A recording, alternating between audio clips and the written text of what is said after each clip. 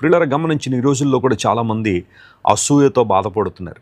ఓ మాట నేను చెప్తాను, అసూయ క్యాన్సర్ కన్నా భయంకరమైన వ్యాధి. ఒకవేళ నీలో అసూయ డెవలప్ అవుతుందా, ఎవరైనా నీకన్నా చూడ్డానికి బాగున్నా, బాగా చదువుకుంటున్నా, ఆర్థికంగా అభివృద్ధి చెందుతున్నా, లేదా దేవుని చేతిలో వాడబడుతున్నా, వారికి దేవుడిచ్చిన అవకాశాలని చక్కగా సద్వినియోగం చేసుకుని ఎక్కడ సోమర్తనంగా ఉండకుండా, లేజినెస్తో ఉండకుండా దేవుని చేతిలో వాడబడుతుంటే అలాంటి వాళ్ళని చూసి ప్రార్థించాల్సింది పోయి, లేదా వారిని బట్టి దేవుని స్తుతించాల్సింది పోయి, కొంతమంది ఎప్పుడూ కూడా విమర్శనాత్మకంగా మాట్లాడుతూ వారిని ఏదో విధంగా క్రిందకి లాగాలని ప్రయత్నం చేస్తుంటారు.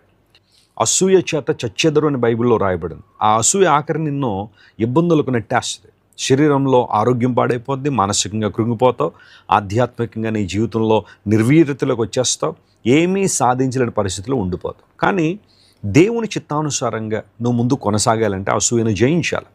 లేఖనానుసారంగా నువ్వు జీవించడం మొదలుపెట్టినప్పుడు అసూయను చాలా ఈజీగా నువ్వు జయించవచ్చు. దేవుడు నీకు అలాంటి సహాయం చేస్తాడు.